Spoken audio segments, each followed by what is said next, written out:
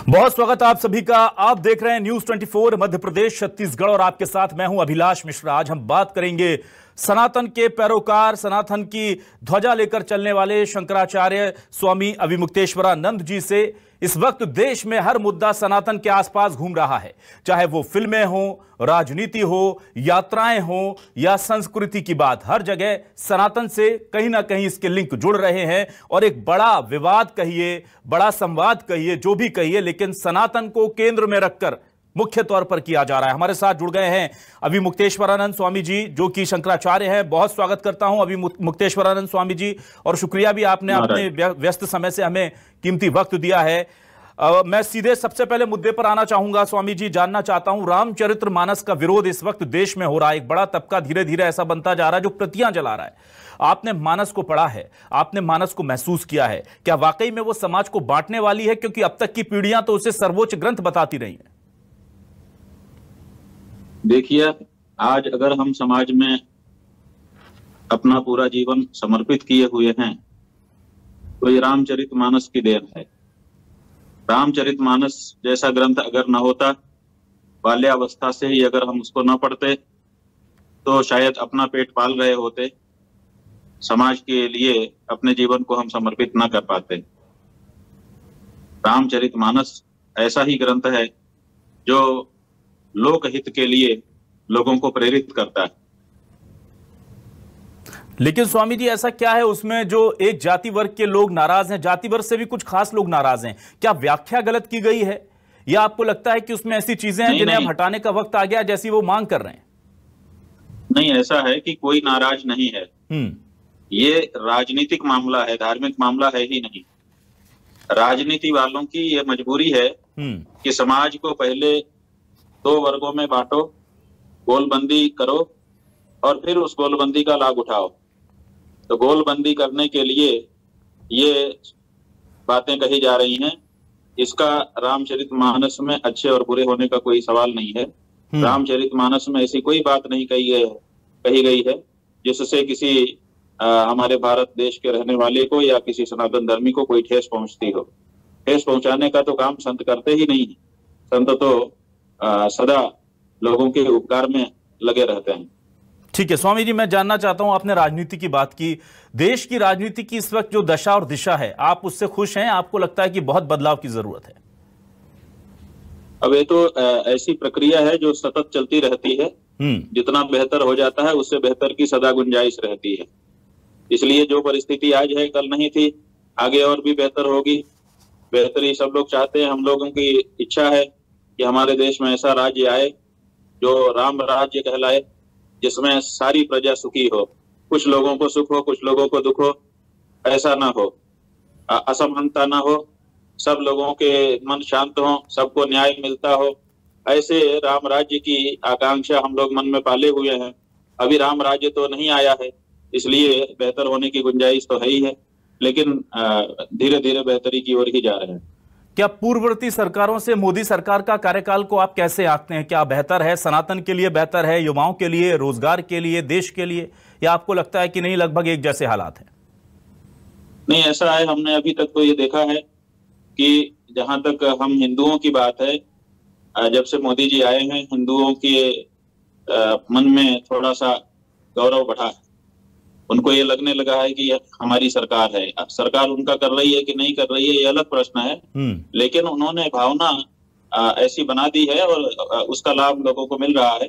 हिंदू थोड़ा जागृत हो रहा है, उसको थोड़ा सा लगता है कि इस समय हमारी सरकार है, तो उसका मोरल जो है वो आत्मबल बढ़ा रहता है। इतना तो इनके समय में हुआ है।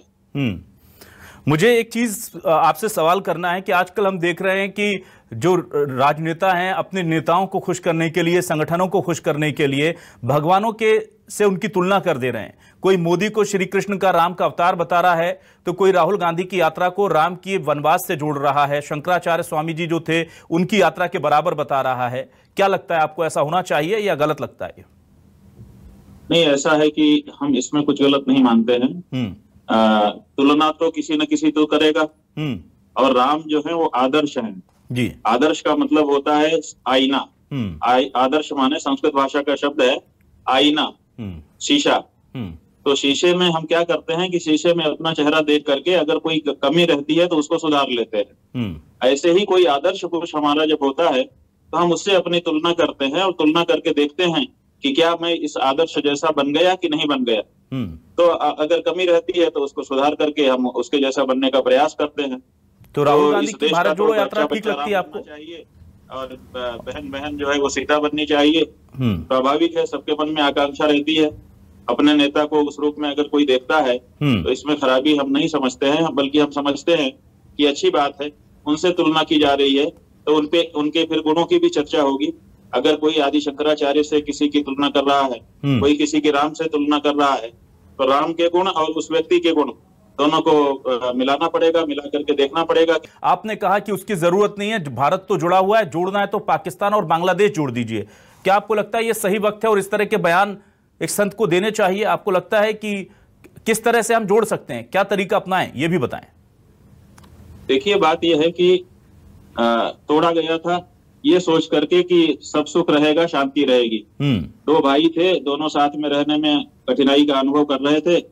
ये सोचा गया कि अलग हो जाएंगे तो सुख शांति हो जाएगी, लेकिन वो अभी तक हो नहीं पाई है, बल्कि दोनों भाई दुश्मन के रूप में बैठ गए हैं। इसलिए ये विचार अब धीरे धीरे प्रबल होता चला जा रहा है कि अपनी गलती को जो 75 वर्ष पूर्व हो गई उसको मिल करके सुधार लिया जाए और फिर से अखंड भारत का निर्माण किया जाए और सब लोग मिल करके जुल करके रहें, अच्छा वातावरण बने और हमारी शक्ति बढ़ जाए।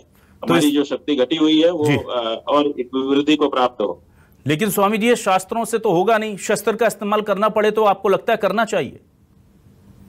नहीं, शस्त्र की बात नहीं है। बात यह है कि युद्ध में कहाँ किस चीज की जरूरत है उसको समझना पड़ता है। केवल शस्त्र से भी कुछ नहीं हो सकता है, केवल शास्त्र से भी कुछ नहीं होता है। जो लोग युद्ध करने वाले हैं वो बेहतर समझ सकते हैं कि किस जगह पर किस विधा का उपयोग हमको करना है। तो ये तो उपयोग करने वाले लोगों के विवेक पर निर्भर करता है और उनके सामर्थ्य पर, उनकी कला कौशल पर निर्भर करता है कि वो किन शस्त्रों का किस मात्रा में किस विधि से उपयोग करके लक्ष्य को प्राप्त कर लेते हैं। ठीक है, आप इस वक्त छत्तीसगढ़ में हैं, वहां पर सीएम बघेल ने राम वन पदगमन जो पूरा सर्किट है उसको बनाने का बीड़ा उठाया है, कौशल्या माता का भव्य मंदिर बनाया है, गौठाने बनाई हैं, गोबर खरीद रहे हैं जिससे गौ माता की लोग अब सेवा कर रहे हैं जो छोड़ देते थे। सीएम भूपेश बघेल भले ही कांग्रेस पार्टी के हैं, लेकिन क्या इनके कार्यों की, इस तरह के कार्यों की जो हिंदुत्व सनातन के आसपास हैं, उनकी सराहना करेंगे आप? खुले दिल से, मुक्त कंठ से, क्योंकि जो काम आपने गिनाए वो काम बहुत ही अच्छे हैं और इससे गौ माता की भी रक्षा हो रही है। केवल गौ माता के लिए आंदोलन करने से, केवल गौ माता का नाम ले लेने से नहीं, बल्कि ऐसा कुछ कर देने से गौ माता की सेवा हो सकती है। जैसा उन्होंने एक तरह से रोल मॉडल बना दिया, एक रास्ता हम लोगों को बना करके दे दिया कि ये भी एक रास्ता है गौ माता की सेवा का। गौ माता उपयोगी होगी तो स्वाभाविक है उपयोगिता के आधार पर भी लोग गौ माता की रक्षा करेंगे।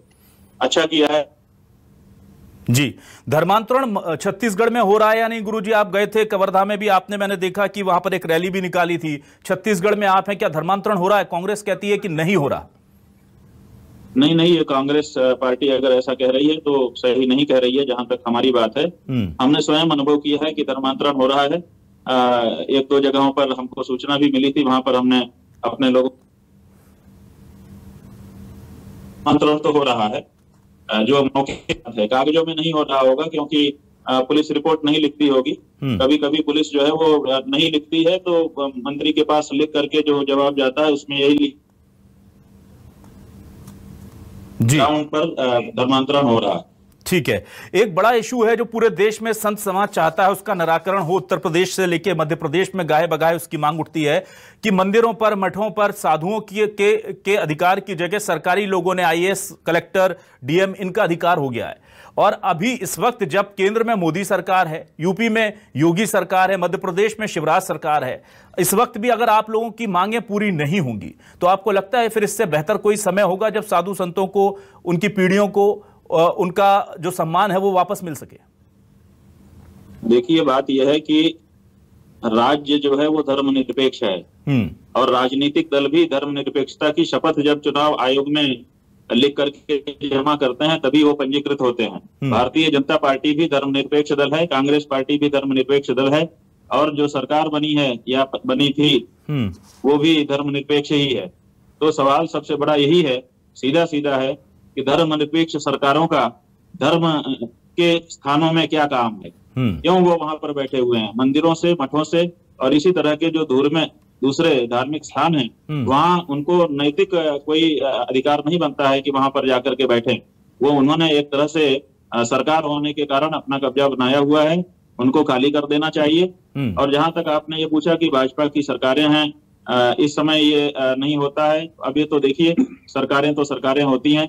हम लोगों ने ये देखा है कि जब अटल बिहारी वाजपेयी जी पहली बार प्रधानमंत्री बने थे तो धारा 370 समान नागरिक संहिता और ये राम जी का मंदिर का जो इनका 3 प्रमुख मुद्दा था, उसको उन्होंने 5 साल के लिए ठंडे बस्ते में डाल दिया था। कहा था कि सरकार के लिए हम ठंडे बस्ते में डाल रहे हैं। तो सरकार जब बनती है तो पार्टी के समय बात दूसरी रहती है, सरकार बनने पर दूसरी हो जाती है। गाय की रक्षा के लिए भारतीय जनता पार्टी बहुत कह रही थी, लेकिन जब से सरकार बनी है गाय के मांस का निर्यात हमारे देश से बढ़ गया है। तो सरकार की बात अलग होती है, पार्टी की बात अलग होती है। सरकारें जो है वो सरकारों के जैसा ही काम करती हैं, ऐसा हमको लगता है। फिल्मों में सनातन के विरोध को लेकर के बड़ा ही मुखर प्रदर्शन हो रहा है और कहा जा रहा है कि सनातन को लेकर के लगातार उसके खिलाफ आपत्तिजनक टिप्पणियां होती हैं, भद्दे कमेंट्स होते हैं, गाने बनते हैं। आपका क्या कहना है? हाँ, इसका अनुभव हमने भी किया है और बहुत सारे लोगों ने हमको ये बातें बताई हैं, जिसके कारण ही हमने भी इस विषय में कार्य करने का निश्चय किया है और धर्म सेंसर बोर्ड की हमने इसीलिए स्थापना की है। थोड़े दिन में कार्य करते इस मामले में हम दिखेंगे। तो ये सेंसर बोर्ड किस तरह से काम करेगा स्वामी जी? ये सेंसर बोर्ड अध्ययन करेगा। सबसे बड़ी बात तो ये है कि एक निष्पक्ष ऐसा विशेषज्ञ दल होना चाहिए जो कम से कम अध्ययन करे। कोई भी कह देता है कि ये गलत दृश्य है, कोई भी कह देता है कि ये सही दृश्य है, निर्णय कौन करेगा? तो हम चाहते हैं कि सबसे पहले तो हम एक ऐसा विशेषज्ञ दल निर्मित करें जो फिल्मों को देख करके दृश्य जिसके बारे में आपत्ति है उसके बारे में एक स्पष्टता घोषित करे। हाँ। और उसके बाद फिर उस तरह के दृश्यों के निर्माण के हतोत्साहन के लिए हम लोग कार्य करेंगे।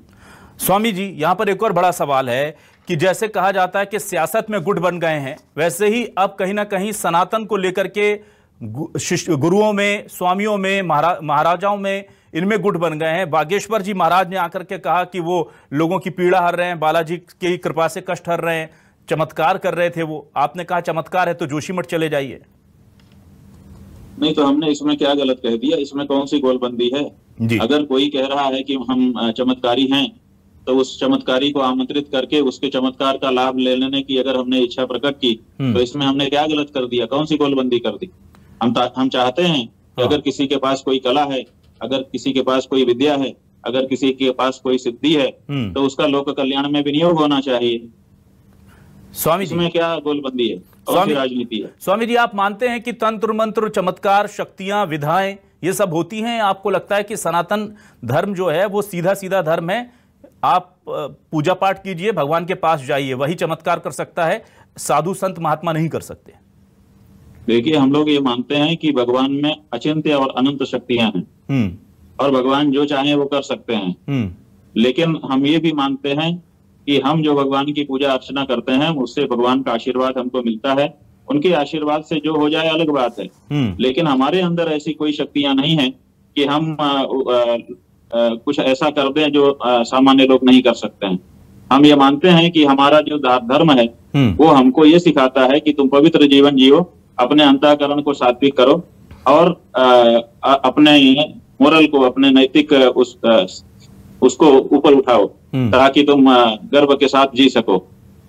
हम ये नहीं मानते हैं कि इस तरह की कोई शक्तियां हमारे अंदर आ जाती हैं और जिसके कारण हम कुछ भी करने में समर्थ हो जाते हैं। कुछ भी अगर करने में समर्थ हो जाएं तो फिर संसार में समस्या रहेगी ना। ठीक है, आपने छिंदवाड़ा में जाकर के एक मंदिर में साईं की मूर्ति देखी और मंदिर से आप बाहर आ गए। उसके बाद पूरे छिंदवाड़ा से साईं की जो मूर्तियां थी मंदिरों से निकाल करके उनका विसर्जन कर दिया गया। ये इस तरह इसको लेकर के बड़ा विवाद हुआ। क्या इस पे आपका व्यू है, आपकी विचारधारा क्या है इसको लेकर? नहीं, हमारा विचारधारा ये है कि जिस देवता के लिए जो मंदिर बनाया जाता है उस देवता को वो समर्पित कर दिया जाता है। तो जो पहले से मंदिर बने हुए हैं उन मंदिरों में किसी दूसरे का प्रवेश नहीं कराना चाहिए। आप किसी को भी भगवान मान लो, आपकी इच्छा है, क्योंकि आप तो शास्त्र तो मानते नहीं हो।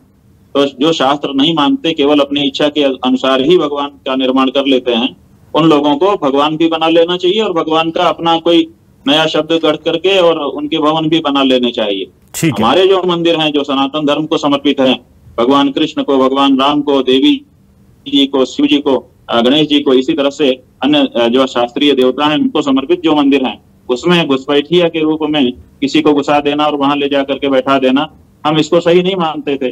और इसीलिए हम हमने देखा कि यहाँ पर ऐसा कोई बैठा हुआ है जो यहाँ नहीं होना चाहिए, तो हम वहां से हट गए और लोगों ने इस बात को समझा और समझ करके उन्होंने हटाया। हमने तो किसी को नहीं कहा, हमने तो स्वयं अपने आप को हटा लिया। तो कुतुब मीनार जो है वो हिंदुओं की जमीन पर बना हुआ है, ये कहा गया था। जाहिर सी बात है, इसको लेकर के भी स्वामी जी के जो बयान थे बड़े विवादों में आए थे। ताजमहल को लेकर के उन्होंने बयान दिया था कि ताजो महल है ये, ताजमहल, इसके दरवाजे, इनके जो बंद रूम है वो खोले जाने चाहिए ताकि स्थिति स्पष्ट हो सके कि आखिर वहां पर असलियत क्या है। इनको लेकर के स्वामी जी लगातार मुखर रहे हैं। उनके जो बयान हैं वो बड़े चर्चाओं में आए हैं और ये कहा गया है कि ये एक वो पर्सपेक्टिव है जो एक बड़ा वर्ग देश का इसी नजरिए से इन चीजों को देखता है। हालांकि इसको लेकर के सरकारें हमेशा खामोश रही, चाहे ताजमहल के नीचे के कमरों को खोलने की बात हो या फिर कुतुब मीनार के पिलरों पर संस्कृत में लिखे श्लोक या हिंदू धार्मिक प्रतीक चिन्हों का इस्तेमाल क्यों है, इसका कोई रीजन ना दिया पाना हो। ये तमाम ऐसी चीजें हैं जो लगता है कि कहीं ना कहीं आगे चलकर, अगर अभी नहीं आए तो आगे चलकर ये पब्लिक डिस्कोर्स में आएंगी और पब्लिक डिबेट का एक बड़ा हिस्सा बनेंगी। इसको लेकर के हम लगातार कोशिश करेंगे कि हम स्वामी जी से भी सवाल करें। स्वामी जी से सवाल करने के लिए हम एक बार उनसे ये भी अपने दर्शकों को बता दें कि किस तरह से उनकी पूरी यात्रा रही है। जो विवादित बयान है वो देखिए, मुसलमानों को पाकिस्तान चले जाना चाहिए अगर वो यहां ठीक नहीं है, भारत का विभाजन निरस्त होना चाहिए, वो कह रहे हैं। अभी मुक्तेश्वरानंद जी ने जो विवादित बयान दिए, अगर विभाजन स्वीकार है तो मुसलमानों को पाकिस्तान जाना चाहिए, हिंदू धर्म के देवी देवताओं का अपमान बंद होना चाहिए, ये भी वो कह रहे हैं। सेंसर बोर्ड की तरह धार्मिक समिति का गठन करने की बात उन्होंने कह ही दी है और साथ ही साथ शंकराचार्य की नियुक्ति पर सवाल उठाने वालों को लेकर के भी उन्होंने एक बात कही है। तो ये थे स्वामी अविमुक्तेश्वरानंद जी, जो साफ तौर पर सनातन को लेकर के अपने विचार रखते हैं, विवादों में रहते हैं लेकिन धर्म की बात करनी नहीं छोड़ते। कई बार उनके जो बयान हैं वो अपने ही सनातन से जुड़े लोगों को भी निशाने पर ले लेते हैं, पर स्वामी जी कहते हैं कि धर्म की रक्षा के लिए जो कुछ करना पड़ेगा वो करेंगे। बहुत बहुत शुक्रिया करना चाहूंगा मैं स्वामी अविमुक्तेश्वरानंद जी का हमारे साथ जुड़ने के लिए। तमाम दर्शकों को शुक्रिया, नमस्कार।